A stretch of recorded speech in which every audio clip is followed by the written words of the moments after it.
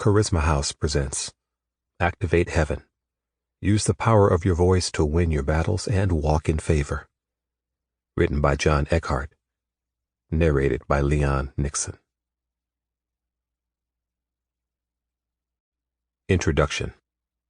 The power of your sound. How then shall they call on him in whom they have not believed?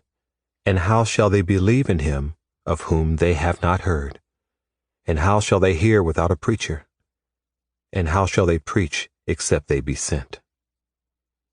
Romans chapter 10, verses 14 through 15. I love preachers. I love strong, powerful preachers. I have always wanted to do something special for preachers. At one time, I thought of hosting a preachers' conference to encourage them and, of course, get some of my favorite preachers in one room. There is a sound that really good preachers have. They know how to use their voices to stir the power and anointing of God. There's a range of pitches, resonance, vocal effects, volume, and revelations that are different for each one.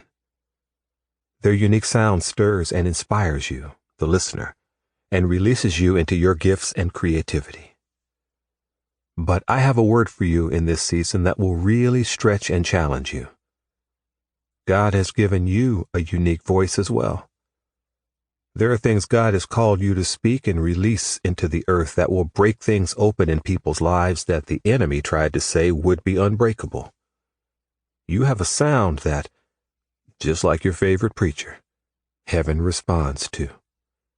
You may not consider yourself to be a preacher, and everyone does not need to be. You don't need to have a microphone and stand in a pulpit. You don't need a big megaphone. But as you begin to see past your limitations and use the power of your voice, God will take your voice where He wants it to go, so it has the effect it was created to have. As a matter of fact, your voice can go places my voice or your favorite preacher's voice can't go. And you will preach in ways that only you can. Romans chapter 10, verse 14 asks, how shall they hear without a preacher? The Greek word for preacher here is kerusso, which means preach, publish, proclaim, to be a herald, to publish, proclaim openly, something which has been done, the public proclamation of the gospel and matters pertaining to it. In other words, preaching is not just about standing in a pulpit shouting a message to a congregation. Preaching is about using your voice in any public. Sample complete. Ready to continue?